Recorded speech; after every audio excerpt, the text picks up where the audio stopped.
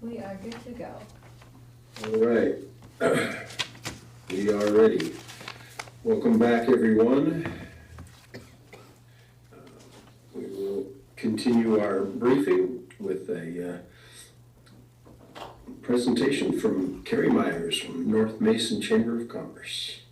I didn't know you'd be Zooming, otherwise I would have electronically sent my document here, but I was invited to come here today just to give an update on my organization's, how we use the lodging tax money that was awarded to us for 2026. It'll be almost a year that I've been president of the organization. That would be April 1st.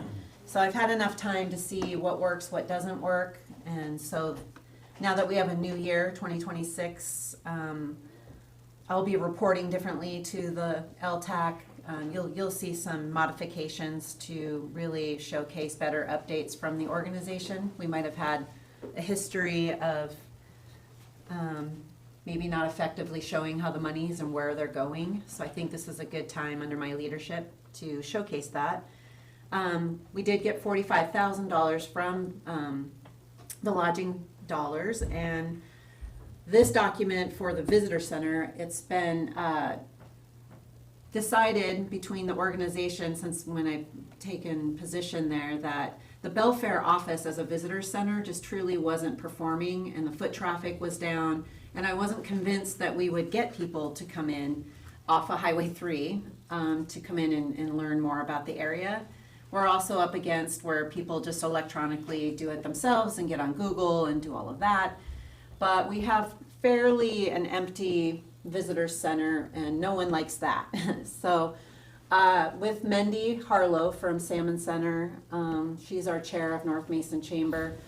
She and I kind of addressed those concerns, and we came up with the majority of the new monies that are coming through the chamber for 2026 will be a new visitor center, and we think that we have a good shot at improving tourism, at least in the north end, with a visitor center at the Salmon Center.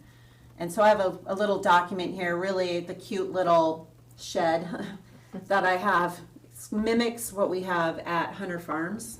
So Hunter Farms has a cute little school house, and we have staff that's May through October. So I'm kind of modeling that same effort. We wouldn't just start with construction and erect this expensive building. It is movable in case it, doesn't do as well as we hoped out there, but we're gonna give it a shot. We think a destination attached to a visitor center, much like Hunter Farms, will be more successful than the Belfair office. Belfair will still have our all of our tourism needs and all of our brochures and everything there. We're actually kind of thinking differently. We're going to be moving our Department of Licensing from where they are to the reception area, which is the current visitor center. Kind of scale back all of the pamphlets that are just sitting there, but still have it available. And we're just moving things around just to have a more profitable chamber, which allows me to sublease the large space that we're in right now. So right now we've been just kind of shaking it up a little bit, trying to think differently and use the monies that were awarded for the chamber to create a new visitor center out at the Salmon Center. We have in the budget too to have part-time help out there. I'm thinking noon to 5 days a week. And we're gonna need to really jump on and leverage everything that the Salmon Center and the good work that they're doing. I think that collaboration, we have a shot at having the service for tourism. The marketing will be more social media driven. It'll definitely be in tandem with the Salmon Center and the hiking that's available out there, the bird watching. All of the wonderful things that they're doing will be really embraced by our organization. So we're pretty excited to announce this collaboration. I did a one-page kind of thing just to give you an idea of what I'm thinking and how exactly the monies would be spent. So we have the payroll and wages, which is kind of driving the majority of the funds. And then we have structure, purchase, labor, contractor permits, all of that. And then we have furnishings, decor, power, and internet, which I included in there too. We'll probably have a ribbon cutting and to really get all of this front and center in front of the community. And I'll be tracking it quarterly, of course, with, I serve on the capacity of the Lodging Tax Advisory Committee. But we're in the due diligence phase right now. I'm looking at what is the best structure to buy. I'm leaning on a lot of our membership to help me paint it. It's gonna come just kind of in its raw state. But I know with Mendy and I and our connections, we'll get it done. I don't know if you have any questions or thoughts on the Salmon Center and our new collaboration for North Mason Chamber. None from me, Mr. Chair.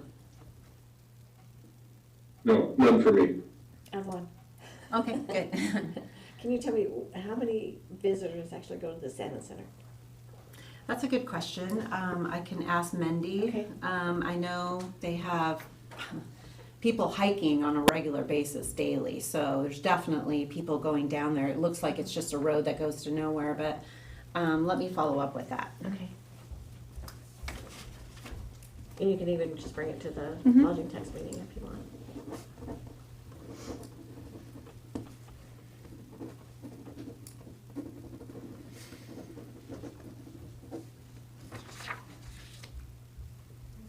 That's all I had. Yeah, I was just asked here just to give you peace of mind that we're out there, you know, using the lodging tax money as best as we can, and I take it seriously, and I'm actually pretty excited to make a improvement, I think, in the north end anyway, but we do have a visitor center at Hunter Farms that will be getting a little more love from me too, but the majority of the monies that were awarded for this organization will be going into this new center out there, and we'll just keep you apprised of how well we do with that. Thank you. I'm incredibly happy that you're at the North Mason Chamber and that you're part of our lodging tax committee. I think you're a good asset, good benefit. Yes, and we'll be taking the kiosk that's at Belfair, and it'll probably be better used. We'll always be in tandem in partnership with Rachel Hansen and her efforts with all of the collateral will go with us, and we'll represent it even through the Explore Hood Canal wild side, yeah, information. To your point, I think we'll have someone there kind of managing that and getting the information, hopefully packaging things to do, hopefully cross-marketing the Salmon Center and sending people out to hike along the way is kind of going to be the marketing behind it. That's cool. All right, no more questions or comments? Thank you very much. Thank you. Just quick. Yep. Yeah. Thank you. We'll see you in April. Yes, you will. With that, we will invite our auditor up to the table. Very good. Good morning, Chairman Tarswell. Joyce, yeah. Morning. Morning, Commissioner Netherland. Good morning, Commissioner Trask. Okay, we've got a few change-ups for our configuration of our precincts in Mason County that we would like to get added to the agenda for tomorrow to formalize. And I'll just go through the highlights, and if you have questions, Marie's got all the great details and maps and all of that. But basically, we've had a couple annexations in the last couple of years for the city of Shelton that has driven some changes to our precinct configuration, and also we've had a precinct that started to bump up against the 1,500 voter threshold where we look to try to keep the count well within that. So first of all, we created Meadows Edge Precinct 224 with the City of Shelton annexation of that area back in 2023. That was removed from Airport Precinct 236. And then the Capitol Hill annexation was then subsequently removed from Oakland Bay Precinct 311 and added to Downtown Precinct 302. And the next one is Peacock Ridge, which was removed from Oakland Bay 311 and added to Shelton Springs 305 for the north portion of Peacock Ridge. The south portion was added to Olympic View 301. And again, that was driven by annexation activity by the city of Shelton. And then next up, we removed North Cliff from Oakland Bay, Precinct 311, and created North Cliff as its own precinct, now Precinct 313. And it is no longer connected to the Oakland Bay area where it was previously attached once the Peacock Ridge area was annexed. And then last but certainly not least, Belfair 120. That's the precinct that started to bump up against the 1,500 voter threshold there. So we split Belfair 120 into two precincts, creating a new Clifton precinct, which I think is pretty cool. And then we have Belfair 120 for the residual. So again, we'd like to get those on your agenda for tomorrow morning and get them formally approved by the board so that we can move ahead with implementation for the April 28th, 2026 election. What would you like to add, Maureen? So, of course, these, all but the Belfair.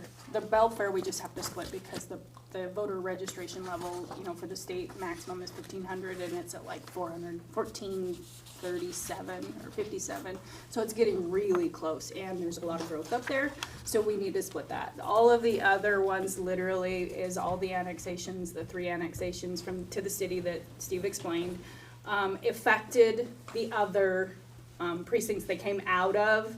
So it also affected the precinct they went into. So all of those maps kind of reflect that. So in addition to gearing up for the next election and candidate filing to follow, I also want to give as early a notification as possible to the political parties because they're going to have to create a couple more PCO positions. We have to get these finalized before the 24th is our very last deadline to ensure we're done, or actually April. But for this election, because that Belfair precinct is actually part of this election, so we have to get that kind of implemented if it's approved tomorrow to be in the April election ballot. And then the candidate filing, of course, is going to be affected by adding 2 specifically new precincts, which one is that North Cliff, because North Cliff used to be part of Oakland Bay, but then Clifton, the Peacock Ridge kind of surrounded that. So then it became an island all by itself that was still Oakland Bay, but not touching Oakland Bay. So we just made it its own precinct. So all of those changes, those new precincts, we have to have prepared for candidate filing for PCO filings. So what questions do you guys have? Okay, Pat? I do have a question. I'm looking at the maps and I see this number 244. Which is And you have that as 56 voters. It would seem to be much more logical to make that part of 305. Yeah, you can't Precinct 305. That's a good Why point. segregate it? I mean, because it's if not you- in the city.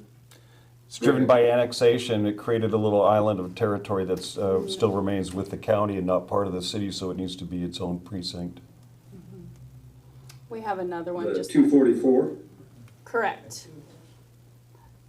So Oakland Bay was part of the county, and the city annexed Peacock Ridge, which separated that little piece where we're calling North Cliff now.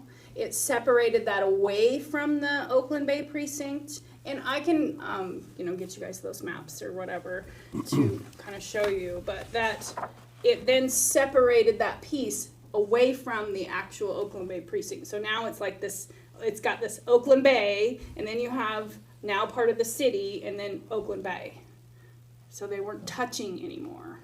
So, and we have another one that's already like that, Callanan. Callanan is another piece that's kind of in the middle of the city, but still part of the county. So that's why it can't be part of the other one, because 305 is part of the city, and Oakland Bay is not. And neither would. Yeah. And the population sensitivities that we have are maximum levels of active voters in each precinct with 1,500 maximum. There is no minimum. Correct. Yeah, that's, I just didn't quite understand this. It seems like a pretty small precinct. It is. And it is. It's growing. When they first annexed it, there were 0, of course. Right. And then the Sure. that next year we had like 4, and now we're up to 54. So it's growing. Any other questions? No, some of the similar questions, the 133 seems like that could have been added into 121 and 131, but that's may not be as efficient to add to Well, the way change things the are, boundaries like that. right, the way things are going, in general, are population growth, so, we always feel it's better to create new precincts and set the stage and account for future growth rather than just try to move numbers around. All right? Do you mind if I go, Mr. No, Chairman? jump in. So just a reclarification, so the two combined of 120 and 133, the population is 1415 Correct. currently? Currently, Okay. yeah, because 120 is one big Yes. precinct that is the 1400, over 1400. And this is basically Old Belfair Highway versus downtown UGA. Correct. Do you have the numbers for, or can you get us the numbers for what will be left in 133, please? You mean the number of voters in 133? Yes.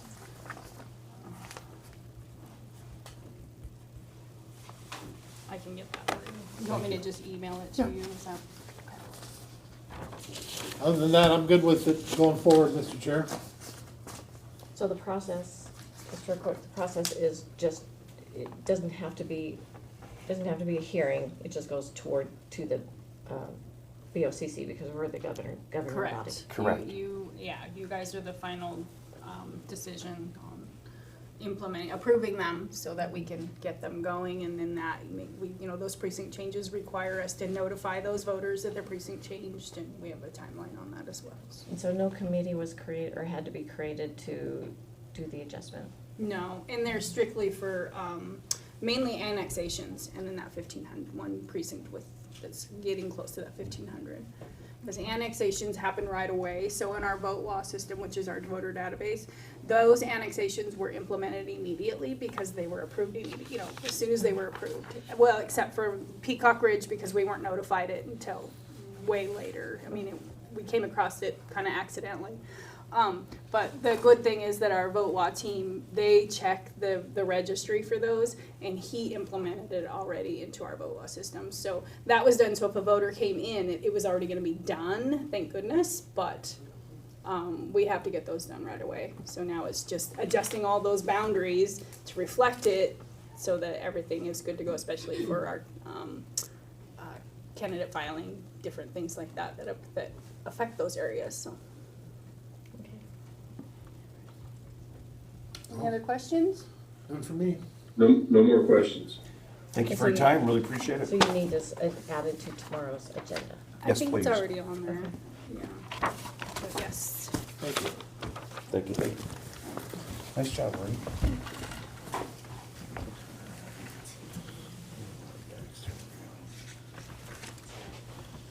Lewis.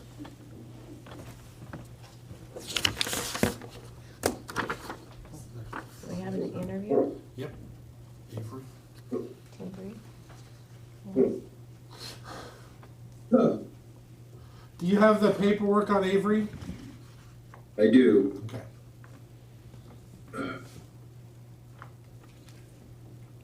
Yeah. So we wanted to do an interview. Avery, let me pull it up. Would you like to come join us, please?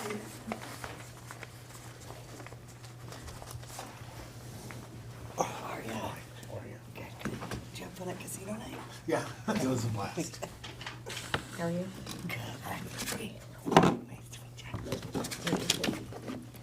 Good morning. Good morning.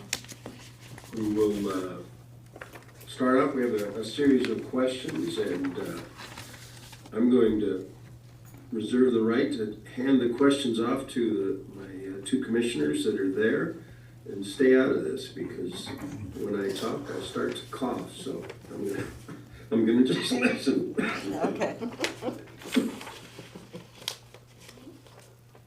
You almost got through that. Can I go first? Okay, I'll go first. Just so you know, there is no right or wrong answers. In the end, you'll be given an opportunity to ask us a question. Okay. So if you don't mind, be brief with your answers unless you feel it's necessary to expand upon them. Okay. Question number one is, what do you see as the function of the Lewis-Mason-Thurston Area Agency on Aging Advisory Board? I think its primary function is just to ensure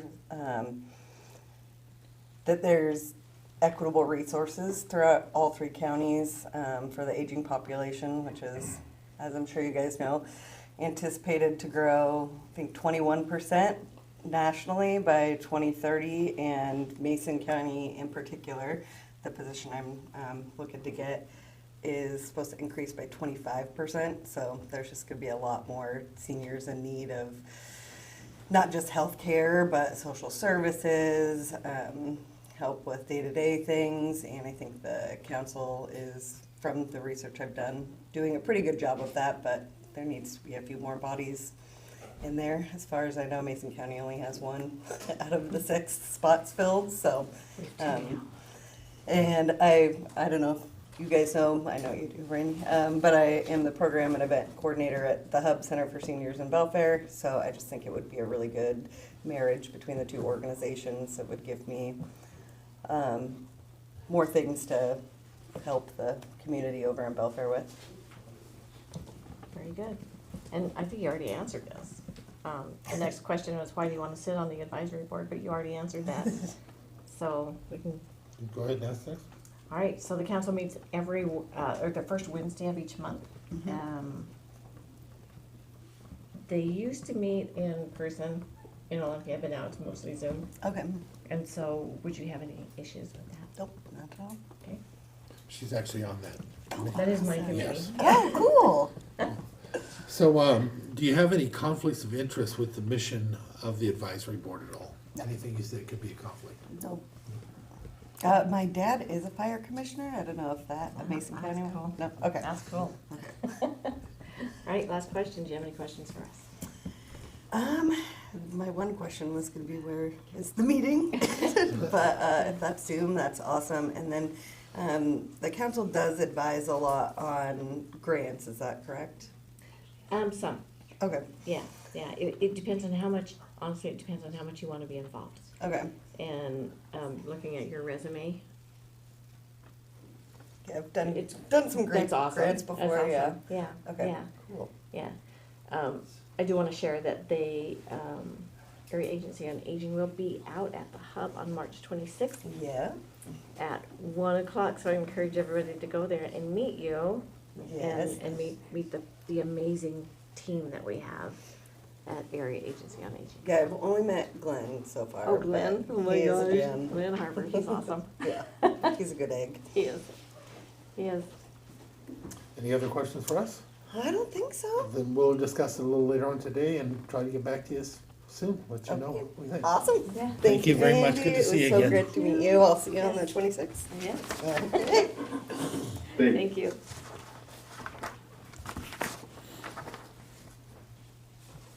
All right. We're on time. Is Dave back? Yeah. Good. There he is. Yeah. And he's so happy to be here. Well, I it should like be- how people giggle. I bet you didn't know it was a 2-day drive from Montana to here. Bet the snow is beautiful though. Yeah, it was beautiful. And mudslides and here. Welcome back, Dave, and my condolences to Thank you you. and your family. Thank you. We've got 4 issues this morning, so I'm gonna start off with Ian, and then we've got 3 contracts with Melissa. All right, good morning, Commissioners. Just an update on our OSAC membership, that's the On-Site Sewage Advisory Committee. Keith Fuller has resigned.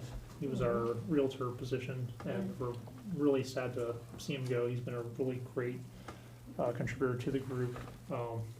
Just really solid knowledge and advice and engaging perspective on everything that we were discussed, so we're really gonna miss him. We currently have 3 vacancies, the Realtor position, the Shellfish Industry position, and the designer position. The shellfish position? You We would think just- that would be an We just automatic. can't seem to get someone to come.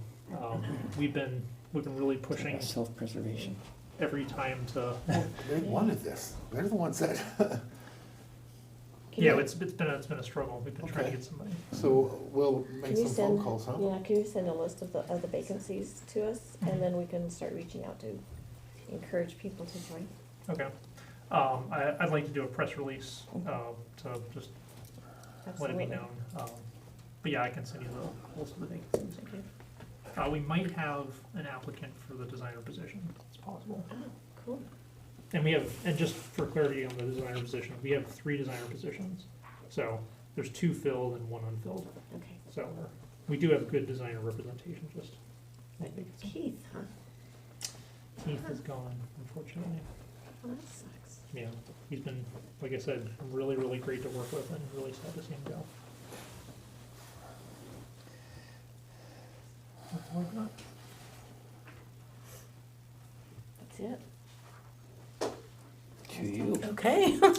Commissioners, I'm just bringing back the 3 items that I had briefed 2 weeks ago. While Commissioner Tarswell was on vacation, I think the board felt that it was important to bring it back. I believe it is on the action agenda for tomorrow, but these are 3 subcontracts that are funded through treatment sales tax. They are renewals of contracts that we had funded in the past. The reason why they're just renewals is because these 3 programs are on the Housing and Behavioral Health Advisory Board's priorities for 2026 for funding. So they all meet the criteria, and we have met, just kind of a little bit of background on treatment sales tax. I have met with Jen Byerly, just so that the county's budget and finance manager and our department are on the same page with what is actually available in the fund. There was some confusion on our end on what the fund balance was, but there's plenty of funding here to fund all of these contracts.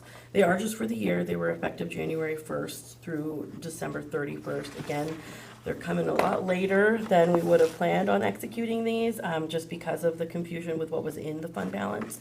But the total request for this would be $459,594, which is already in the treatment sales tax budget. And it's for the intensive case management program through Northwest Resources, the jail peer program that is administered by Olympic Health and Recovery Services, and then the co-responder program that is embedded with the Mason County Sheriff's Office, also administered by Olympic Health and Recovery Services. Now, while you were gone, I think we also had mentioned that we wanted to, in the future on that, look at maybe going back out just to, Yes, because so, that seems to be where the commission has been leaning lately. And so we wanted it to come back before you, just see if you had any issues or questions, because you weren't here, and we think it is important. But yeah. No, I don't have any questions. I read through your briefing information. No questions. Are you okay with it being on the agenda? Yes. Cool. You're on. All right. Okay, Like you got 3 nodding heads. okay. And the only thing I have, the state budget put out to DOH what their cuts are going to be. We know that there are cuts coming to Foundation Public Health Services, so we're still working on how those cuts are going to get distributed. But DOH has theirs out. I'm just getting into them this morning, and we'll see how those get distributed. I mean, there's cuts to a number of programs, and then some just got shuffled, so I'm looking to see where those are going to impact our contracts in our next contract amendment, which should be out next month. So they're trying to get these things done prior to the June 30, end of the fiscal year for DOH, and get them into our contract amendments ahead of that, so they start on July 1st. Some of these are going to have to happen like immediately, so we'll see.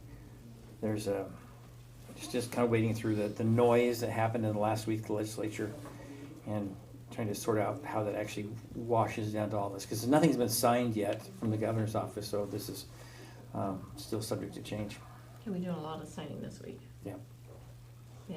It's amazing how they can raise how much they tax us and cut funding where it's needed. Yeah, so as I look at the state budget, a lot of things kind of went around a circle, pulled from different departments, and then they kind of got stashed into DSHS.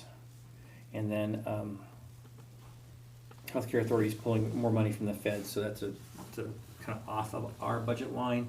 But the things that impact us did go from DOH to DSHS. So. You know, it's so hard on our part. We understand that we're not in that room with them. We can't make any of the decisions. I try not to be judgmental, but gosh darn it. Not being judgmental, No, being me. factual. Yeah, I mean, Gosh darn it. one that will affect us is they're cutting $500,000 from Group B water system work at the state. So Yeah. I don't know how much that affects where that's going to land on us, but it is going to land on us. We're gonna require more from us as they do that. That's So. how it works. Yeah. So I will keep you in the loop as I sort through it. Well, that was a win for me, wasn't it? No, like I said, it's fact. And that's all I have. All right. Any questions? Okay, Thank you. thanks. Tears in my beers.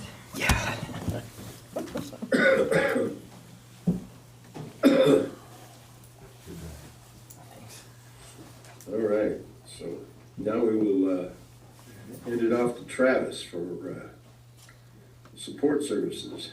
Very good. We got John Taylor up first. Good morning, Commissioner. I bring two things. The first is the City of Shelton and the skate park. Contract's getting ready to expire in May.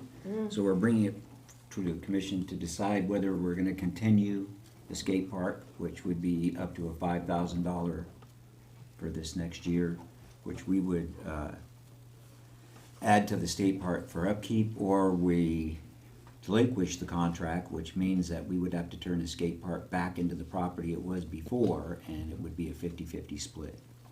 How much would that cost? I think it would be pretty expensive now with the concrete and everything that's there. It'd have to be taken back to grass planted as it was before we put the skate park in. Mr. Chair, would you mind if I ask Eric Onisco a question? No, go right ahead. Eric, do you know, there was talk at one time that the city was gonna level it and to give it back to the school. I know that we were talking to Mark, but I know that's in pretty poor shape. And they're It's in talking- bad shape. It's a wood structure. Right. It needs to be rebuilt probably here in the future. I know the school, I don't think the school wants it on their property. So it's really a conversation probably should have with the city manager. But I do know there's been some talk about the school not wanting it. The structures is probably need to be redone, so I would probably make sure that we get a hold of staff. Yeah. Can we postpone this conversation until we consult with the city? Yes, ma'am, and I can do that fact finding. And When is and that put a report contract together. up? Not till May 5th. Okay. So we still have time to get it done. I just wanted to get your folks' direction before we did it last minute. Yeah. I would recommend that we talk to the city, bring them into the conversation and see the direction that they wanna go to. I can do And that. we're not forcing them into something they don't wanna do. Yes, ma'am, no problem, I can do that. The second piece, I don't see Mr. Long here, was about the dog park. They wanted to donate a gazebo and benches. The challenge is the safety issues, is because of the height of it. It is an airlift site, and we've already got fences in there, and we've already got the trees that are already there. And I just think it would eliminate that, or reduce its capability of being used, which means it would have to, again, land on the road. That is not an ideal situation. So Pat, that's your district up there. I've been around for a long time with this. It is actually a used helipad. And when they have any issues up there, it isn't that if they did this that they couldn't still do the helipad, but it does create more problems, and you're looking at some heavy winds, and that's coming down with a structure that you would hope would not be impacted by it, but it obviously could. So with that, you know how I am, this is your district. How do you feel about this? Well, the more structures you put in the landing zone of a helicopter, the more difficult it is for the pilot to land it safely, so, you know, I don't think I'm really inclined to put in an additional structure that the pilots have to worry about. Yeah, as a, I mean, there's already a gazebo there, which is very close to the dog park, so, and that has the bathrooms and everything else in it, so Thank them and just explain that, for the safety aspects, we can't look past that. Awesome, I'll do that. That's all I have. What about the benches? Oh, the I benches, don't mind benches. as long as they're not in the landing pad. Well, and they look like they may be permanently set, Yeah. which means I can go back and say they can't be permanently set. They have to be removable, which means you can put them in and solid them, but then pull them out. Well, where do they want to put them? Well, it's out of the way, except it's still, I mean, pilots would rather have a playing field to land in. Well, now they have fences and trees, and I'm just not, Just make sure they go by the fences. I appreciate where they want, but they can't just put it anywhere. I'd be supportive if it's by the fences. If you want to make them removable, that doesn't bother me either. okay. But Yeah, because I think when we toured the park before, the landing area was right in that area. So if they, I would be comfortable as well if they put them by the tree line or the fence. Okay. I don't disagree. Are you there, Pat, with that one? Yeah, Because even if you make them removable, somebody has to remove them. Yeah. And if the helicopters come in and hot and heavy, Yeah, I would think that if they're close to the fence line, however, the fence is gonna be much taller than the bench. So I it's would not gonna agree. be any more of an Yeah. obstacle to have a couple benches in there if that would be of benefit. so I think you have 3 nods that we're okay with it as long as it's close to the fence line and doesn't obstruct anything. And we'll go out and measure and see how far out from the fence line would be reasonable to do and make sure it's within that path. I have a very pretty thumb, by the way. Thank you, ma'am. That's all I have, thank you. Thanks, John. Okay, we Thank you. have, our HR director, Kim Monroe.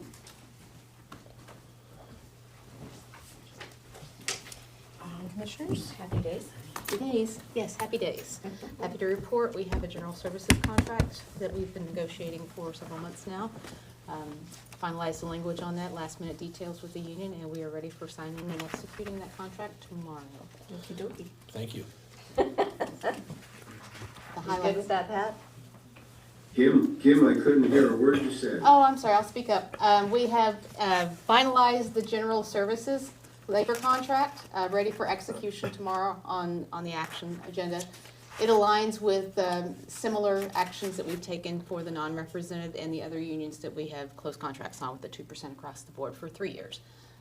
And the medical is the same as we're doing for the rest of the contract, rest of the county. So it pretty much aligns with what we've already got going and budgeted. County. So Yes, thank you very much. That's great. And Nicole? Oh, so was just talking to Kim and it's nothing for action or agenda. I just wanted to just bring an announcement forward. So the Mason County, in collaboration with the Washington County's Risk Pool, is actually hosting a training on May 7th called the Verbal SWOT Training, Strategies with Authority and Tact. It's for any of the any employee at any level. It's an all-day training that's going to be up at the Public Works facility. I'll be sending out an email today about it, and then I just wanted to give a heads up that we're getting into that training season, so you will be seeing emails from me just for these trainings that are coming out from the Risk Pool. We have a lot of trainings that come from them, and there is a website that you can click down and the link to see all the other trainings that are available. Maybe we put out an email also to all the other electeds, just saying that we encourage these things, this saves us money in the long run. And if it can be accommodated, please consider it with your staff. Yeah, this the verbal SWOT training. It's Jesus Villahermosa with Crisis Reality Training. The Risk Pool works with him a lot and puts on trainings, and they discuss it's just about sorry yeah. So there's a lot of information that'll be in the email, so I can send that out to everybody, and then also send an email out to the directors as well. They also have a series coming out on supervisory essentials, employment, what is that? Yeah, so we've got an on-demand like supervisory 101 and 201 for management, but again, the risk pool offers a lot, and like there's a 3-part training supervisor's roadmap to employment law essentials that they're offering again this year. It's in September. There are some of these are in person, some of them are virtual.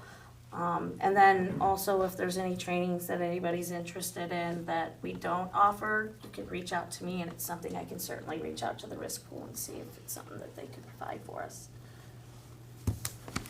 That's cool. It is. Thank you very much. Thank you. And we have our CTE students, right? Our CTE students are having a grand time, and this group is completely engaged. Just to see the energy in the room with these guys is really fascinating. That's cool. I kind of want to hang out with them one day. Right? Over at the coroner's office. Right. It's gonna be a good one. Okay, Jen Byerly's up. Good morning. Hello, Jim. I have two things for Morning, you. Jim. Good morning. I have two things for you this morning. The first one is a take-home vehicle request for Richard Dickinson in Public Works and Utilities. And this would be a temporary take-home vehicle assignment, since we are short-staffed up there. They don't have the water and wastewater manager position filled, and so they are requesting the take-home vehicle assignment as temporary until they get that position filled and trained, I think is the request. I absolutely agree with him. I'm just kind of surprised that he's not already, because his job fits the parameter all the way through. It does. I don't know why we would deny it, but with this one, but maybe he doesn't want it because he doesn't want his taxes or something else regularly, but it would seem to me that position is befitting a vehicle. Yeah, I would think so too. And this vehicle does qualify for the de minimis tax, so it's a really small amount. I think it's less than $10 a month is what he would be, the tax liability he would incur. So. Well, and I do know that I've been out there with him at 3, 4 o'clock in the morning. Yeah. He does go. He's a responder. Yeah. Probably doesn't want to be, but he is. Yeah. Maybe, if it's all right with you two, maybe ask them if they want to make it permanent and not temporary. Okay. And that will support either one. What do you think, Pat?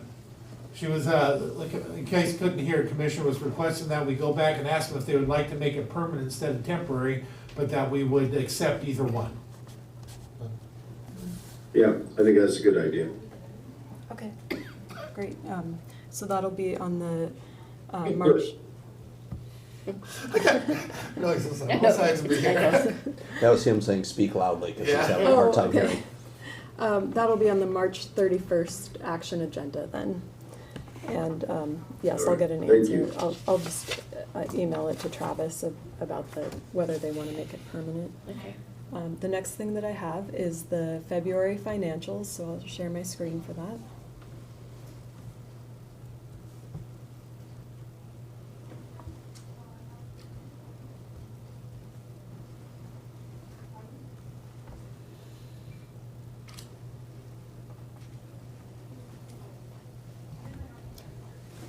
Okay, so beginning with the revenue for current expense through February, we have received this year $5,670,650. Compared to last year, we had received through February $6,094,830. We're at 12% of our budgeted revenue this year compared to 14% last year. Can you see any reason why? I couldn't. Yes, so the property tax statements went out earlier last year, and so people tended to pay their property taxes a little bit sooner. So I How did much earlier? about 300,000 last year. No, I mean, how much earlier did they? Oh, did they go out? It was at least a couple weeks. Couple weeks? Okay. Yeah, That makes a difference. yeah, Okay. it does make a difference. So we'll just receive that Yeah, I was gonna say, income a the little bit tax is the later. tax, and we Yeah. eventually get it, there's no way. Yeah. So we think Hey, about Jen? 300,000. Yes. Could I ask you to move a microphone closer to you? Oh, yes. Or speak up? I'm having a hard time hearing you. It's through Zoom. Yeah, those, I don't think those things actually magnify the sound. I think you just have to speak up for the audio on the computer. Okay, I'll try and speak up a little bit more. Is that better? Do you want to move down that way? Okay. We're gonna move her closer to the speaker.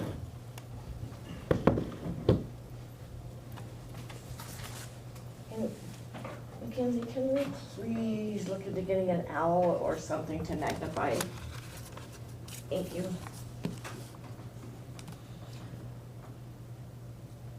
Okay, so moving on to the treasurer's revenue.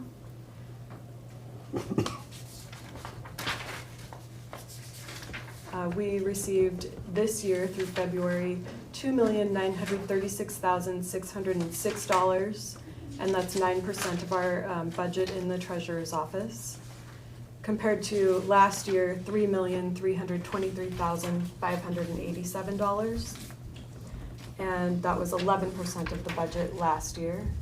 And again, that's where the property taxes, we received them further in advance last year compared to where we're at this year.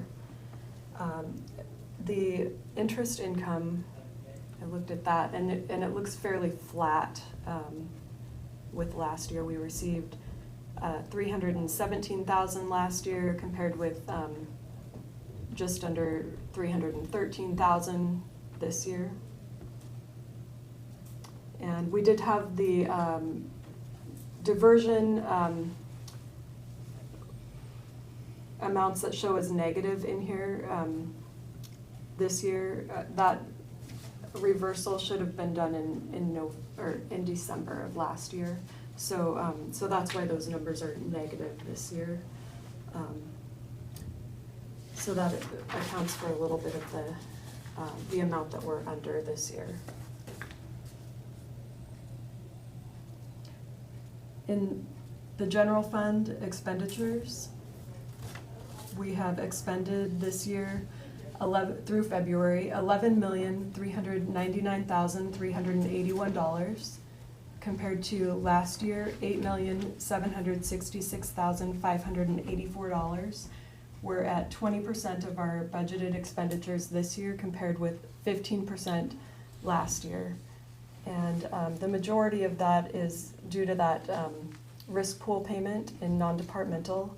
We expended $2.4 million this year, and in past years that payment has been due at the end of October, so the due date changed. How much should we pay in October to move it over to cover for the rest of the year? We actually paid that payment in, I think it was April of last year. Do you remember how much it was? I believe it was just under 600,000. I think it was. I should know I'm there, but I can't remember the number for us. At the Yeah, time. it was under 600,000 for the general fund. For this, Yeah. most of the year, okay. Yes. When we did our budget for 2025 though, our adopted budget, we had the full amount in the adopted budget.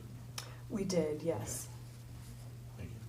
Yeah, because I wasn't sure when that payment was going to be due, if it was going to be due at the end of December. That's because we didn't know. January, yeah. Yeah. Remember, we didn't know. Yes, we were didn't bringing know. that forward at the. Yeah, so I wanted to be sure we had it in there and had enough budget in there. Moving on to the special fund revenues.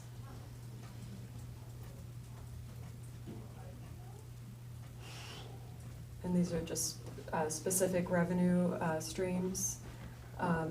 Community development is down from the last few years. And again, the property taxes are a little bit later coming in. But for the most part, on that one for the community development, it pays for itself quite often. I know that they've been being careful not to hire staff in the meantime and stuff like that.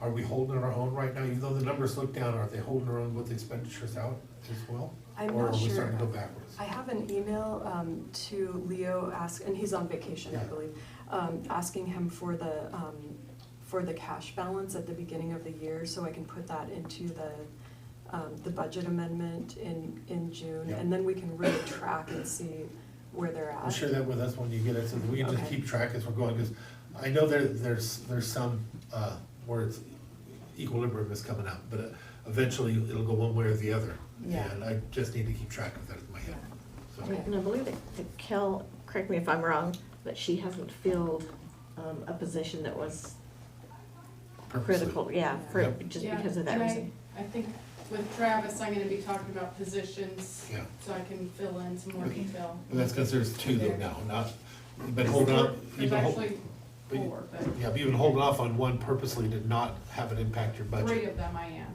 yeah. Okay, well, that's a lot, so that'll Yeah. tell us right there. Thank you. Yeah, and Yeah. just little things like they're giving up a vehicle, Yeah. too, so that'll make, a difference, Mhm. just things like that add up. Thanks, Kel. The sales tax is actually up just a little bit over last year. Keep spending, people. The criminal justice taxes and entitlements is up a little. Of course, the rural sales and use tax fund is up because that follows along with the other sales tax. Filings are up a little bit. The lodging tax is down just slightly. And the REIT is down a little bit over the previous 2 years. But I want to point out that one is actually significant when you look at the comparison when we were at that level before.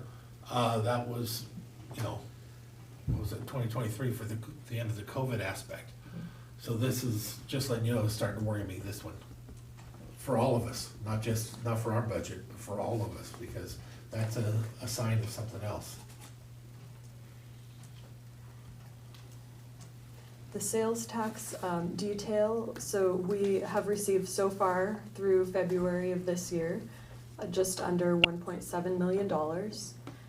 We're on track, if things go exactly as they did last year, to receive about $10.6 million. We're getting close here on our projections with reality. Yeah, I was surprised this year. 37. Yeah, we budgeted 9.6 million, Yeah. so even if we brought in, 10, we would still be over. So hopefully Yeah. things still at least stay flat. I'm just being comparative with last year.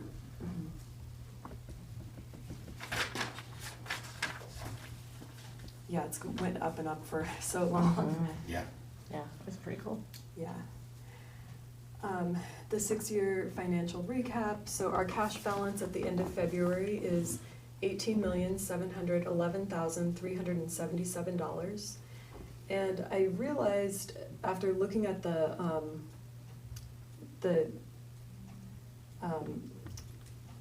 fund balance policy that I did not change the technology replacement reserves. You commissioners had agreed to change the technology replacement reserves to 100,000 in that policy, and I left it at 400,000 in the budget, so I'll fix that in the Yeah, budget. I don't remember that, but I amendment. remember us saying that we wanted to, I take think that was some, the most recent, what's it called? just share with me when you get it. No big deal, but, the thing that was also, I wanna make sure we also took a reserve that we took out of the general fund and put it into, a different expenditure line. Do you remember which one that was? And did we actually end up doing, we said we were going to. We put in the community development and historical preservation, and then the sheriff's two, that used to be special funds, donations and prisoner commissary. So those amounts I did put into the budget, I believe, I did the community I think I put all those into the 2026 budget, the projection. So now in the June budget amendment, I'll change those numbers to actual, what they actually were, and I'll get those numbers from. So it won't show out of the general fund anymore, it'll show out under the special fund? It'll still show in the general fund. I'll just add those lines on here so we can see them Okay. as part of the the cash that's reserved for those, what could be special funds, but they're part of the general fund, if that makes sense. Well, that was the question, because one of the worries I had when we were looking at doing that is we were gonna be taking, reserve numbers that we have and putting them in a place where it wasn't gonna be under the general fund, which in a sense cuts our reserve, just like this other part we're talking about. So I need to find out what that is so we can see where we're at Yeah. with our reserve and how much we're dipping in. Last month, we dipped into our reserves, 350 or something, I think it was. I would like to see where we are this time, and it might be less because of the amounts we're talking. So let's find out what that is. Okay. So I have the accurate numbers in my head when I'm keeping Yeah. track of it. Okay, yeah, I'll share that with you when I get those numbers. So yeah, our cash balance is just under 19 million at the end of February, and our revenues, again, the recap, we're at 12% of our budgeted revenue and then 20% of our budgeted expenditures. And the revenue is in line, the 12% with, or well, just under where we were the previous 3 years, but right in line with where we were back in. Well, some of that may be the cycle, every year, you know, a timeline changes on a date, so. Yeah, it's all timing Yeah. with Friday this county year balance. might be a Monday, so they move it back a week. Right, That's what I'm right. saying, yeah, Yeah, which could have a 2% difference. yeah, and then the 20%, you know, the majority of that is due to that advance payment this year. The special fund cash balances are, at the end of February, $68,679,586. And that is over what they have been the previous 5 years. For motor pool, we have expended so far through February $259,282, and our budget is $1,944,215. So we're at 13.34% of our budgeted expenditures so far. And I know this is a lot to ask on this one here, but, and this is a vanity thing. As we've gone through these, and we were told so many things in the beginning and how much it was gonna run us backwards. Here we are, how many years into this now, would you say? 7? I think we started in 2020, so yeah, this Yeah, would be. 6, 7 years old. 7. And I still see the cost savings. Eventually, we're gonna lose track of what it was. If you could find out what we were paying for all ER&R through our vehicles and stuff, for all of our stuff, just so we'll always know that we bought 5, 7, 10 years without an increase. Yeah, I can update That's that. a huge thing for our citizens, because that was going up yearly too. And it was, we couldn't even keep control of it, remember? So there's a cost savings in my own head. I'd like to remember how many millions we've saved by not going up from those days. Yeah, doing this was a very smart move. Yep. Although I want to Right, remind Kevin? everybody, we were told not to, remember? We had staff that were fighting all of us, saying how bad it was and how, Some staff. yeah. Yeah, wasn't me. No. No. Just a disclaimer.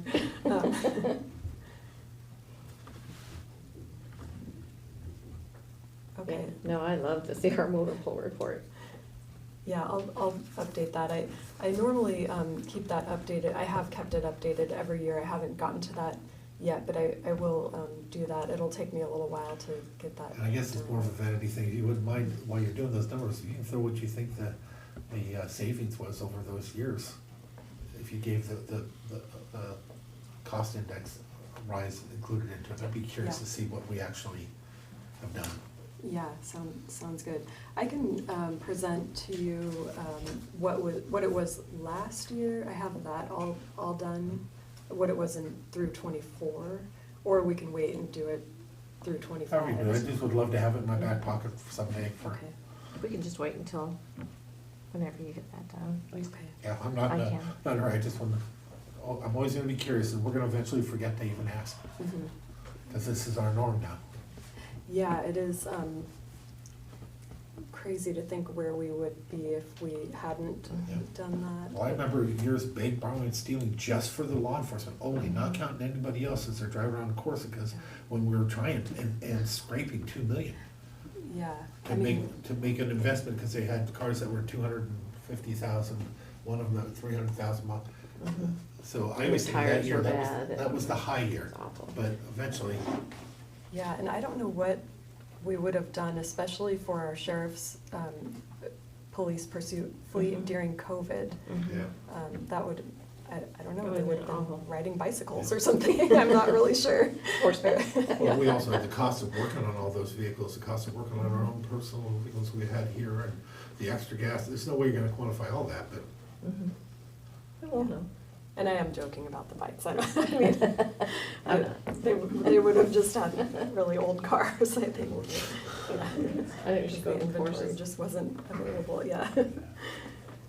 The special funds, the revenue received through February of this year is $6,275,917. That's at 10% of our budget, compared to last year, $6,988,039, and that was at 12% of the budget. now, I have to ask this, though, we have to be, let's hope that this is just these little tiny glitches, because when you look at it, we have the same problem here, but what we have is also larger budgets. So that would account for a lot of that as well. Yeah, So- definitely. So we need to keep track of that to see if we're gonna meet in the middle on it. Yeah, and last month, there was an error on, I think we had included, I think it was under the revenue, we had included some or all of the beginning fund balance, so we'll correct that and send it out, and Kathy and I, and fix it on our website as well. I'm a little lost, but we'll wait and see. It just, I think, skewed the numbers slightly. Just leave, I would suggest leave it Just alone, leave it. don't make it look like we're doing anything we're not. Oh, It's just- no, just- If that's what we declared to everybody and stuff, let's just Leave it. fix that as we go, yes. Okay, sounds good. It just was including the projected cash in the budgeted revenue, I think is what happened. So anyway, it's not included in February, it's fixed, so. And like I said, I'm comfortable with that, as Disclaimer. long as I got the information I need now. And then the expenditures for the special funds, we have expended $7,843,345 this year, compared to last year, $7,762,432, and we're at 10% of our budget this year compared to 11% last year.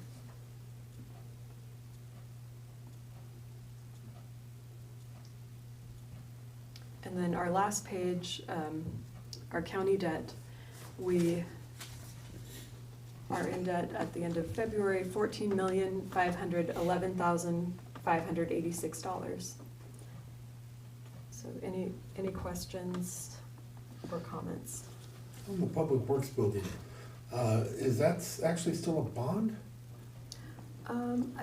Because I thought we moved that over to, I don't remember if it's a bond. I know we refinanced it at one yeah, point that's long why, ago. if you don't mind looking at that and seeing, 20 especially with that low amount of 23 or interest. 24. The bonds weren't ever that kind to us. I think maybe we just called it a I think so. bond. I don't remember if the name just didn't change. Because I think we paid the one off and then we moved it over to a, That's what I remember too, Yeah. 23 or 24. and that's why it's 2.12 instead of 3.89 or what it was at the time, or 4.2 maybe on that.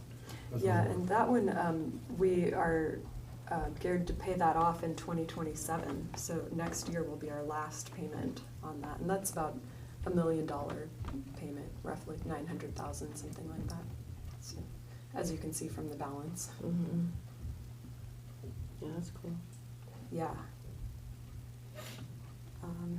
Yeah, most of our debt is financed by special funds. Yeah. Almost all of it. So, any questions or comments on anything else?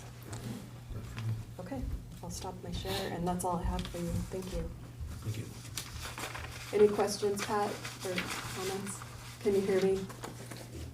I didn't, there was a lot of it I missed, so I was trying to follow through the spreadsheets, but no questions other than just looking at the numbers. We need to be really wary of what's happening. We're spending it too fast and not bringing it in fast enough, so Okay, just, we have to keep an eye on it, that's it. thank you. Thank you. Okay, Thank you, Chief. it's back to me now. Commissioner Netherland, I know that you have a need to get out of here early. Do you have any of my topics that you don't care about that I can move to the end and I can No, go put ahead. some at the beginning, or do you just Let's want me just to try to go? rush them through so I can get out of here if I can by 11:30. Okay, perfect. They moved my chemo again, Pat, sorry. Hopefully I have all that fixed up by the next week or so. Okay, so I will try to burn through these as quick as I can. I want to circle back on the .09 procedure that I had the stakeholder meeting for last week. As you heard, there were some things that they were in agreement with, some things that they didn't agree with each other with. I just kind of wanted to give you all the opportunity to hear what they had to say and then give me feedback on what you wanted on changed or kept on that procedure. So I just wanted to find out if you have anything that you have strong opinions about that I should change in there now before I give you a final draft. Did you want us to follow up with you with an email, or did you want us to do it here? Well, I figured if you had just a couple things that might be points of agreement that we could knock off the list, and then, so, because I heard you in the meeting say that you wanted to get rid of those bullet points with the dollar amounts in there. I didn't know if that was a general consensus among the board, or. Yeah, like I said, I myself, I still want to have some type of framework around that, but with the idea that it can be bigger if needed. This is just maybe one of the things that came about this, in my opinion, was when the EDC went out, was showing them that it's out there, they need to learn how to use it. We also need to learn how to work with them. Unless we put something in place to at least start that process, we're never gonna get there. So it eventually is a good thing, but again, I also point out that we don't have the money everybody thinks we do. So it's a smaller amount, so I don't mind keeping it smaller. I definitely wanna keep the small ones being able to eat, because they can't get it from other things. And I definitely think that the decisions and everything needs to still land with us. But I also wouldn't mind if we take another week or two to go over this so we can meet with them individually. I have no problem with that. I agree, it's a great step in the right direction. You know, getting it down with a policy that everybody can understand, and, you know, we know what the rules are of this game before we start playing, so it is an excellent step in the right direction. Okay, I don't mind meeting with each of you individually, but I would like to keep the ball rolling so that we could make sure that the procedure is up and running. Want to bring it back next week, or can you wait 2 weeks, or what do you Yeah, think? yeah, I can, if I can talk to all three of you in the next week, cool. If not, we'll make it 2 weeks. That works for me. That sounds good. Okay. The next one that I have is the indigent defense caseload reduction that I put in here. It was suggested to me, and I know that it was true, that they're going to be doing a review of the caseload standards. I think it was in year 3 they were going to be doing that. The request was made that we put together a resolution that basically just states that we intend to comply with the caseload reductions as at least their minimum amount. That way we have some legislative track record showing that we are aware of and intending to comply with that. I think that is a simple and intelligent way to go about it as we're dealing with this. I like it. Yeah, I like it. See, that was easy. The next one might take a little more discussion. Next one I'd like to talk is about the idea of the Mason Lake campground purchase. As we all know, this has been a item that I've been doing a lot of research on and coming up with potential options. I put in the summary three potential options for the board to board to consider. One is to take no action and to let Green Diamond know that we're going to pass up the opportunity on that property. The second option that I put forward for the commission to consider is purchasing the property outright, which means that the county would then own and operate the Mason Lake Campground. And then option number 3 was to enter into an options contract with Green Diamond. That would allow us to have 1 year in order to present to the public the option of doing a Metropolitan Parks District. The challenge with that option, of course, is that the option that you would have to consider is that we would be required to give Green Diamond $250,000 to purchase that 1 year of time in order to put that on the ballot for the public. That $250,000 would be non-refundable as part of the options contract and would give us the amount of time it took to put together the information necessary to move forward. So I did do some preliminary investigation of metropolitan parks districts, how they've been put together in the past in other jurisdictions. The board would have the opportunity of choosing whether or not you wanted to be the ex officio board members of a metropolitan parks district, at least initially.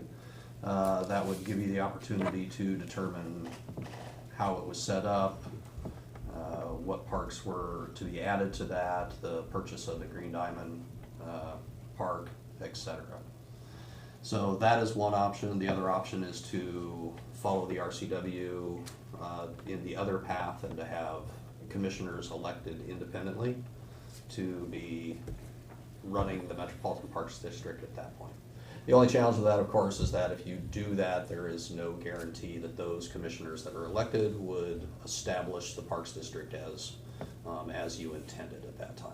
And so I think the question before you is whether or not you believe that it is worth spending the $250,000 to set up a Parks District or set up the option of a Parks District for the community to consider.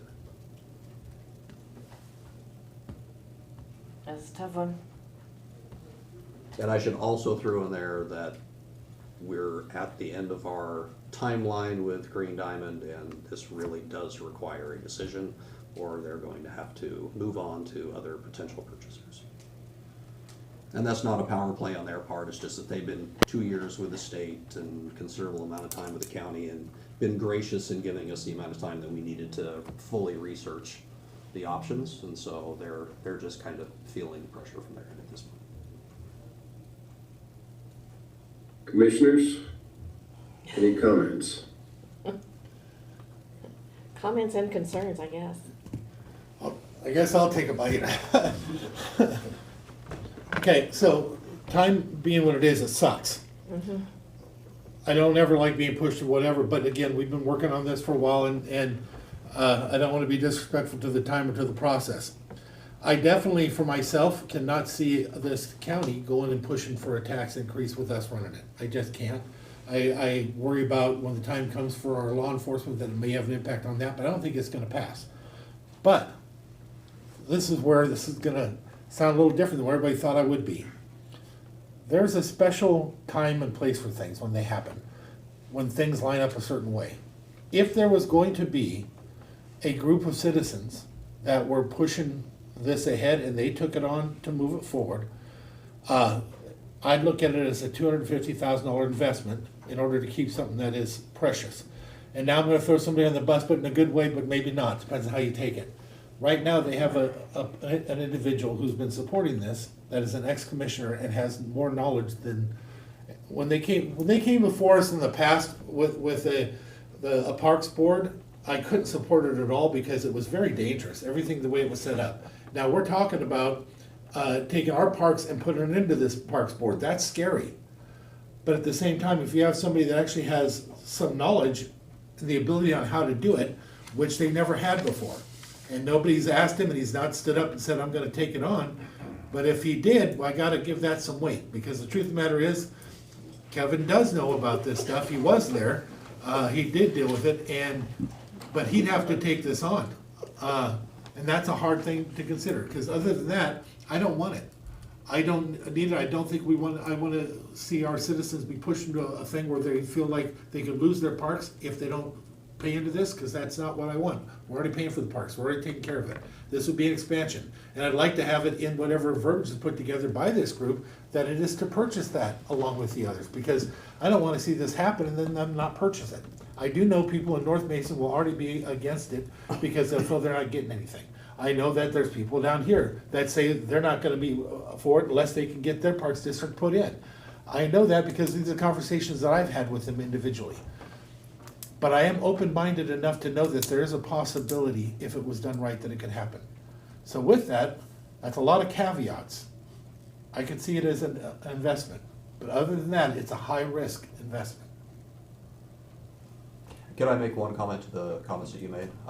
Just in regards to the people in the North End feeling like they would get nothing out of this. I would say that part of the thought process behind it and you know, the consideration of how many bonds would needed and the levy rates and other things that we've considered, major improvements to the Sand Hill Park in the North End were part of that consideration. I mean, right now we've had recently a briefing from our parks director who told us that we're gonna need at least $250,000 in improvements up there if we even wanna keep the fields operational for both soccer and softball. And so part of that calculation has been improvements to Sand Hill Park, improvements to MCRA in the south end, and some major updates that are needed as part of that formation. So just to throw that out. Well, I don't disagree with you, and it could be a good thing, or I wouldn't be for it at all.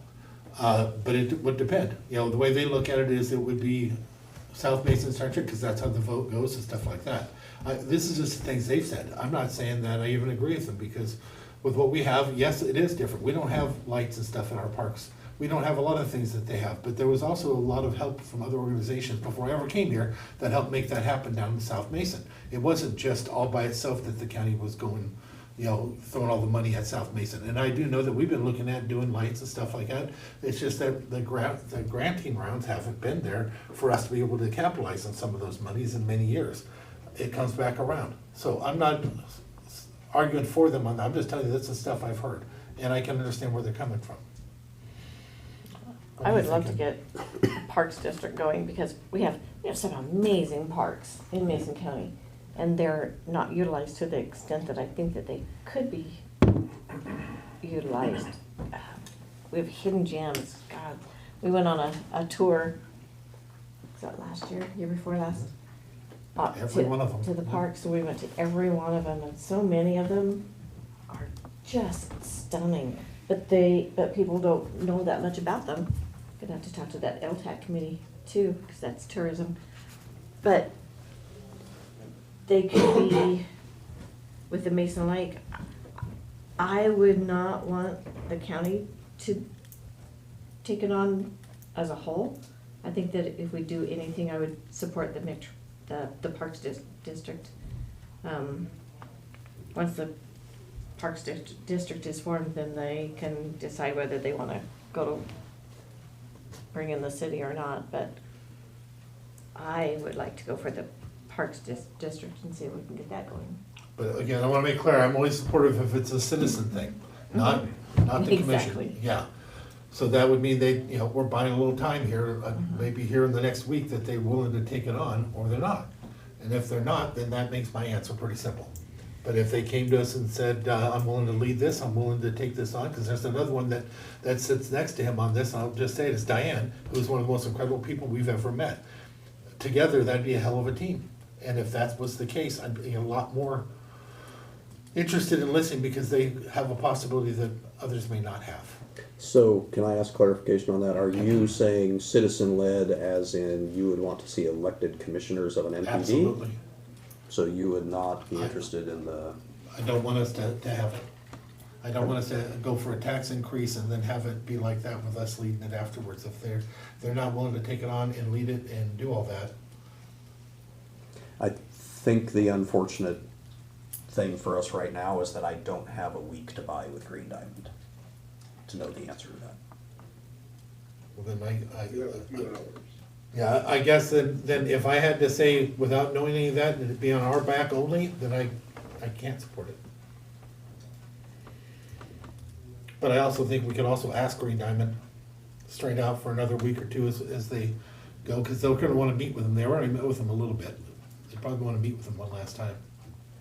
What about you, Pat? We've already asked Green Diamond for A little more time. I thought their answer was pretty clearly no. No more time. Is that a correct statement? I mean, I am always willing to go back and ask for more time. However, Eric, my contact there, has made it pretty clear that his rope is at the end. I won't tell you what rope he had left to use for, but yes. Well, as it's stated, it's a $250 gamble. And $250,000. the gamble is, do the citizens of Mason County want this park district created, which is adding taxes to their, the value of their property. It's plain and simple.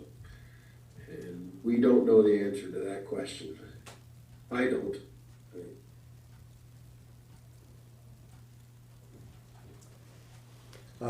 Could I throw one thing in there and just another consideration that we have had? We've had the discussions of more revenue through public safety sales tax, which has been an option for us for quite some time.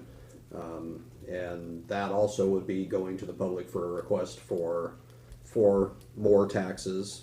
I think that if you move forward with the Metropolitan Parks District, because you would move all the county parks into that parks district, you would be freeing up the current money that we have in the budget that we spend on parks to then use towards public safety or any other use that you feel would be appropriate. Conservatively, that's in the $750,000 a year range. I think the last time I looked, public safety sales tax would bring in about $1.25 million. So it wouldn't be quite as much. However, there would be money that would then become unencumbered in the general fund to use towards things that you would use for a public safety sales tax. So I think it's a give and take. And I think that'd be part of their argument. For us to have that argument, we have to pass that up there, saying that we're not gonna utilize that money and do some stuff. Oh, So if they made that argument, I think that'd be a great argument for them to make, and I would be supportive of that argument. But it's Well, also they good for us to couldn't know. make the argument of, just like, No. I would say they could not make the argument that you were going to use the funds in any particular way. So I'm not sure that they would do that. Yeah. We did last time. I can't speak to that, I simply say. I'm sorry, Commissioner, I did not mean to interrupt you. I was just, wanted to throw that point out there. No problem. Well, shall we move this forward to the agenda tomorrow, or shall we not? That's really where it comes down to.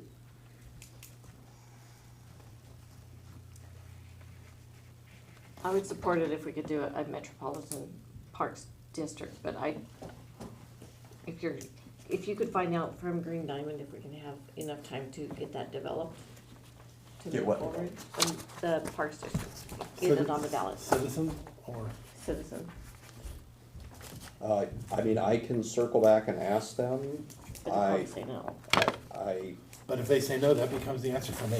If they say no, then that's already an answer because we will have been ran out of time legislatively to do anything about this. And so if that is the will of the commission, I can certainly do that and see if they give us any more time. But, again, that then becomes a question of whether or not Commissioner Carswell and Commissioner Trask agrees with Commissioner Netherland that it needs to be a 5-person citizen commission versus ex officio by the Board of County Commissioners. If you agree, then that's fine. I'll go back to Eric and ask that question. If you don't, then that's something for you all to discuss. I don't know specifically 5-person, but. That's in statute. Okay, well, then that's what I would support. I'm sorry, Randy, I couldn't hear you. I would support it if it was a 5-person, as he said that that's by statute, so the 5-person citizen commission. I would not be supportive of us taking it and doing it and us running it and everything else as we're going out and purchasing that property. It's a huge, huge I don't- purchase.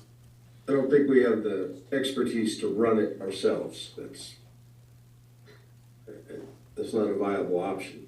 So it still boils down to what are we telling our administrator to do? Go ask for more time, or I think you did a great say we, job. Mind repeating what you said? Yeah, I would recommend that we ask our administrator to go and ask for an additional time so that we can put this on the ballot and get a 5-member commission to take over the parks. And see if the citizens That out makes there sense. are willing to take it on. But we need a couple of days, at least with direct conversation, just ask them direct right now, but put them in a really bad spot. I don't wanna do that. So I need to clarify what you're asking for time to do what? To get this on the ballot, to see if the citizens actually want it. I know that that's gonna push their timeline out, and they're probably gonna say no. Oh, no, because you have to put the Parks District and the commissioners on the ballot at the same time. And so that would either be in August or November. Right. And so there's zero chance that is happening. I might be able to scratch out a week with Eric so that you could informally see if some people might think about doing it, but that won't get you an actual answer. And mine's a little different. I'm looking at the expenditure in order to find out, but only if those other pieces line up. So you're gonna need a week or so from them to find out if those pieces line up. Because if they don't line up, if they're not willing to do it and stuff, I'm definitely not interested. Right, because they're gonna want the 250 now. Or Yes. ASAP. Yes. Yeah, that's where and I'm not willing to do that just without knowing that they're there, they wanna do it. But I'm just one vote too, so. so again, I'll ask for our administrator's sake. What are we asking him to do? To go back and buy another week? Or are we asking him for more than that? Because from the conversations I've had with our administrator is that time's up. This is it, today.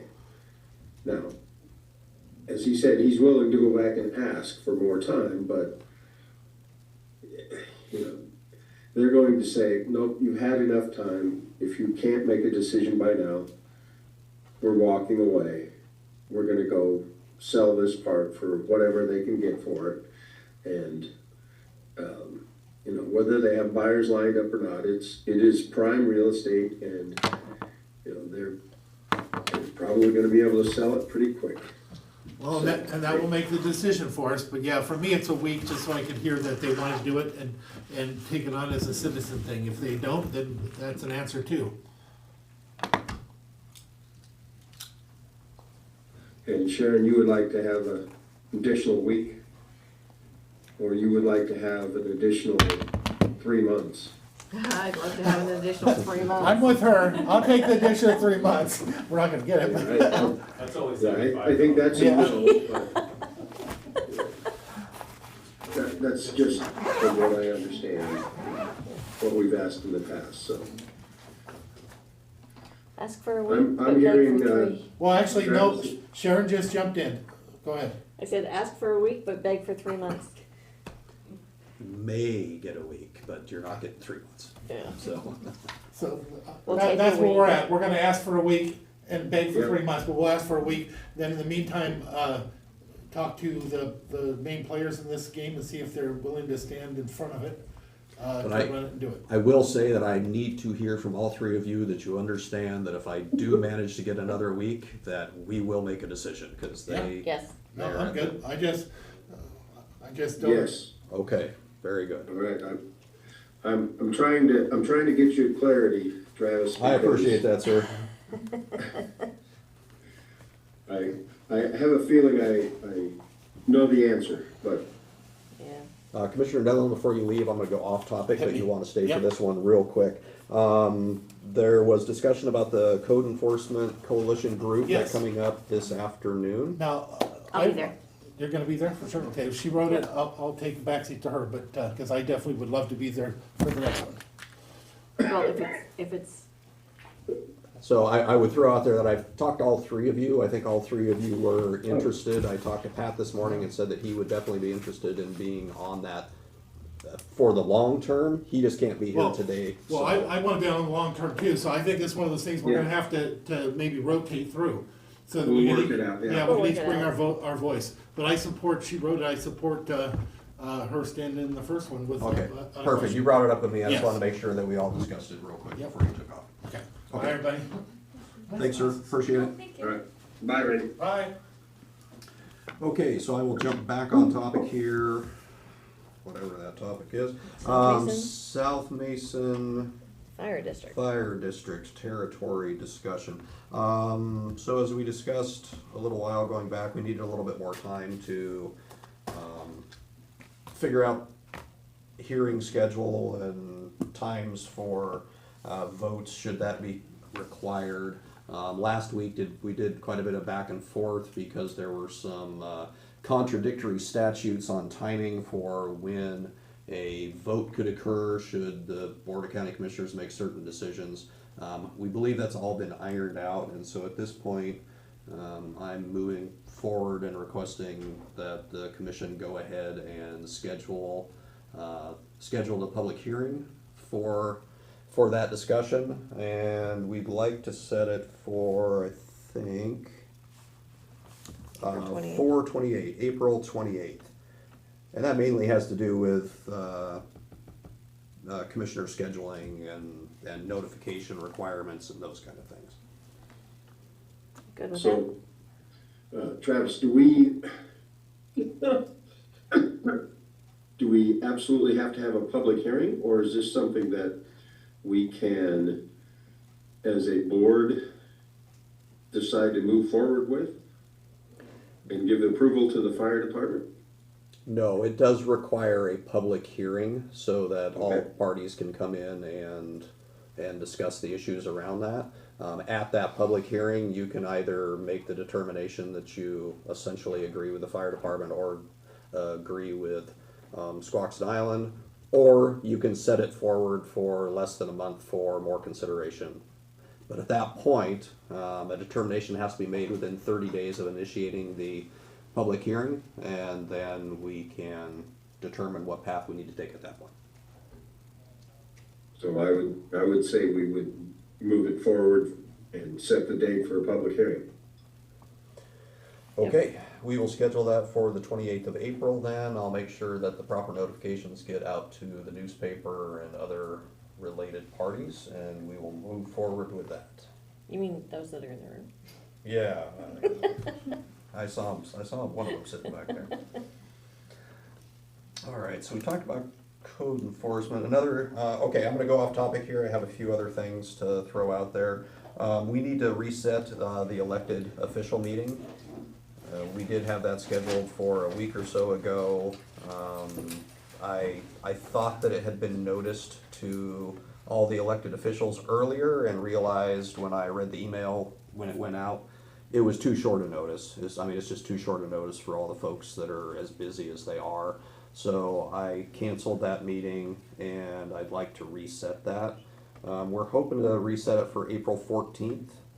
That would be after a regular meeting, and I believe all three of the commissioners are here. I'll be here. And we'll make sure that we get notice out today so that everybody can have their schedule arranged to hopefully be able to attend. That works. Okay. You said the 14th? Yes, 14th. And then I had Kel come in for my briefing today because she wanted to talk about her planner position. Kind of came up after our deadline for getting it on the agenda, but I think it's important that she talks about it today, so. Kel. Yep. Good morning, Kel Rowan with Community Development. So, as Commissioner Netherland had mentioned earlier, I do have, or we do have 3 open positions. Currently, we have a permit specialist, a building inspector, and a planner position open. and they're budgeted. They were budgeted last year and open, and budgeted this year and open, because in case the economy changes around, we want to be ready to fill those positions.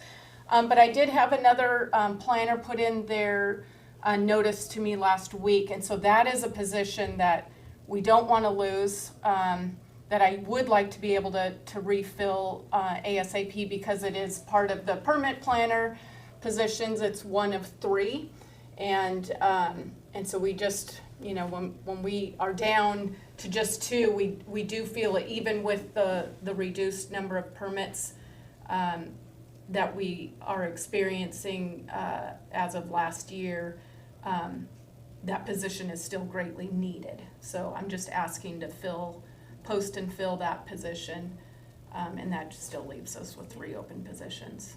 I support that. I'm supportive. And I did talk to Randy last week about it as well, just like I'd reached out to the 2 of you, so I think he supports that. All right. And yeah, we're keeping an eye on our budget, so we're very well aware, and between Kathy Chaussee leaving us in a great position, and Josh and Annie working together, I trust that our budget we're good stewards. So. Thank you. Okay, and then the only other 2 things that I have were reminders to Commissioner Trask about things that she wanted to talk about. So Timberland Regional Library, Vicki Raines is trying to get commissioners together to talk about the situation that is going on there. And I'm recommending to her that she get 1 commissioner from each of the 5 counties. And that way it's not a public meeting, and it's also easier to get 1 member from each county than all 5 or 3. I think that's a great idea. Okay. I'm pretty much, I'm gonna support what the previous commission did by appointing Dean. That's my position. You and Randy were there, and Kevin, and you guys appointed Dean. I support that. And, I'm sorry they have a problem with it, but they're in serious having serious financial problems, and having a business owner would be a good thing for them. Yeah. Whether they like it or not, they need somebody who understands looking at a budget and seeing the road signs that, hey, there's a problem coming. So Right. I'm in full support of what the previous commission did. So I mean, if you want me to go to that meeting, that'll be my position. If you want to take that on, or Commissioner Nettleton want to take it on, I'm okay with that too. But Okay. All right. I'll let Vicki know, and she can continue working on that. well, just that'll be my position if I'm the representative. Is I support what my predecessors have done and their choice. So That's great. I like that. And then my next one, and Cal walked out, Calderman Creek, got messages from Brad Kerry, and he would like us to make sure that we let DNR know. DNR and I think Ecology know that it's a priority, and if we don't do something, then there's going to be more flooding because of what DNR did. So, I think what I'd like to do is have us write a letter to DNR and Ecology and ask them to follow through on their obligations, the things that they've already committed to. yeah, I support that. Okay. That's all I have. We move that forward to the agenda tomorrow. No, we'll have maybe Kel or Travis write a letter. Yes, so the only thing that I would point out is I don't know if Ecology is just now ghosting them or what, but the original email was from Ecology saying that they had completed their investigation and simply didn't agree with what their assertions were. And so I don't know. Okay. Maybe what we'll do instead of drafting the letter now, let's have Kel come in and talk to us a little bit more, give us a little bit more information about the steps that she's taken. Okay, I think that would probably be the prudent path, simply because Ecology has done an investigation and they say that their investigation is completed and they just don't agree with the assertions that are being made. And so I think getting a full picture before we take legislative steps might be prudent. Cool. Okay, that's all I had. Okay, well, I have nothing to add, because